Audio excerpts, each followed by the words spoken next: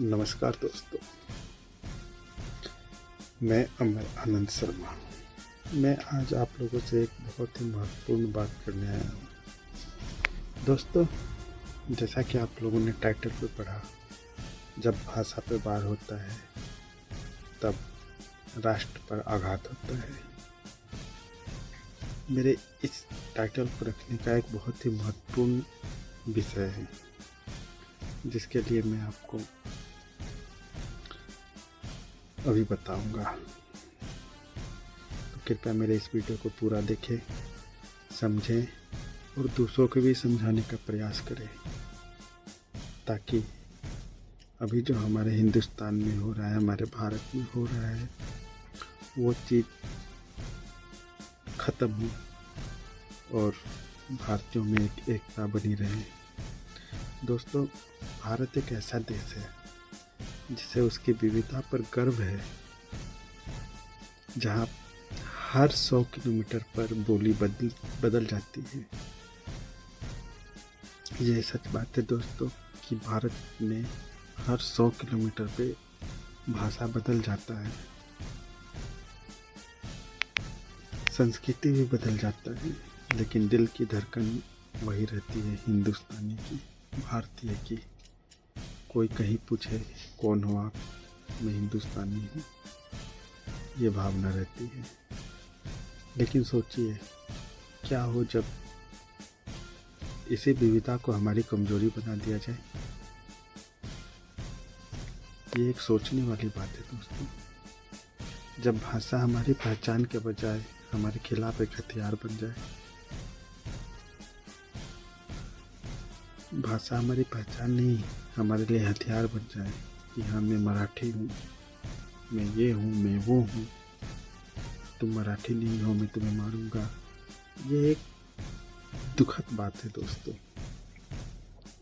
आज जैसे महाराष्ट्र में मराठी ना बोलने पर लोगों को मारा पीटा जा रहा है, इस तरह से कई राज्यों में उस राज्य की भाषा ना बोलने पर वहाँ बाहर से आए लोगों को मारा पीटा जा रहा है। भीड़ हमला कर दे रही है।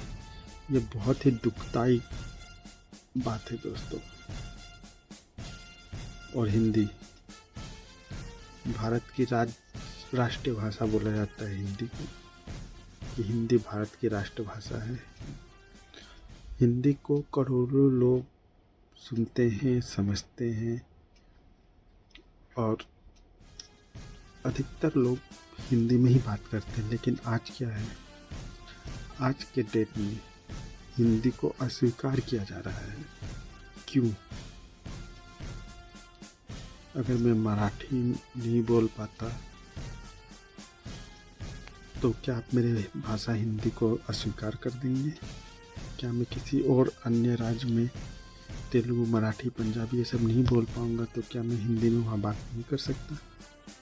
अगर ऐसी बात है तो फिर सरकार को हिंदी को राष्ट्रभाषा घोषित ही नहीं करना चाहिए ना, इसे अस्वीकार कर देना चाहिए। हिंदी हमारी राष्ट्रभाषा नहीं है। सरकार को ये डिसीजन लेना चाहिए और हिंदी की जगह किसी और भाषा को राष्ट्रभाषा घोषित करना चाहिए, जिसे लोग सीखें, बोले, समझें। अगर हिंदी को राष्ट्रभाषा घोषित किया गया है तो पूरे भारत में हिंदी को मान्यता मिलनी ही चाहिए, चाहे वो कोई भी राज्य हो। अगर भारत में हिंदी बोलने पर डर लगे, अगर मराठी, तेलुगु, तमिल कोई भी भाषा किसी की जान की कीमत बन जाए, तो हम किस दिशा में जा रहे हैं? किस दिशा में जा रहे हैं हम? क्या हम भूल गए हैं भाषा संवाद का माध्यम है, कोई दीवार नहीं? क्या एकता में अनेकता का मतलब यही रह गया है, मेरी भाषा ऊंची, तेरी नीची?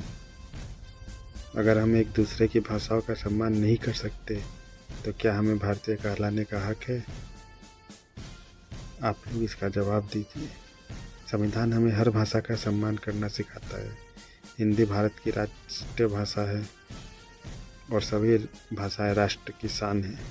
मैं किसी भाषाओं को छोटा या बड़ा नहीं कर सकता, लेकिन दूसरे राज्यों को भी ये समझना चाहिए कि दूसरे राज्य की भाषा भी एक भाषा है और उसका सम्मान करना चाहिए।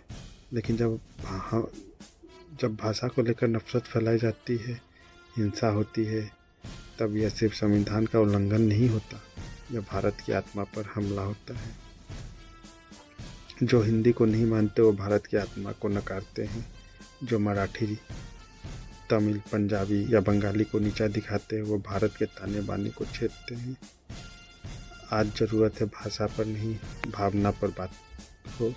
ज़रूरत है राष्ट्र के लिए एकता की, ना कि भाषा के नाम पर भेदभाव की। क्योंकि जब भाषा के नाम पर खून बहता है तब तिरंगा भी शर्मिंदा होता है। हम एक थे, एक है और एक रहेंगे, क्योंकि हम भारतीय हैं। हम भाषा से नहीं, अपने देश से पहचाने जाएंगे। तो ये भाषा की लड़ाई छोड़ो और देश को आगे बढ़ाने की सोचो। एकता में ही बल है। यह भारत है, भाषा का संग्राम नहीं। यह भाषा के लिए महाभारत नहीं होगा। इस भारत में सब एकजुट रहेंगे, एकता की मिसाल बनेंगे। यही हमारा प्रण है। धन्यवाद। जय हिंद, जय भारत।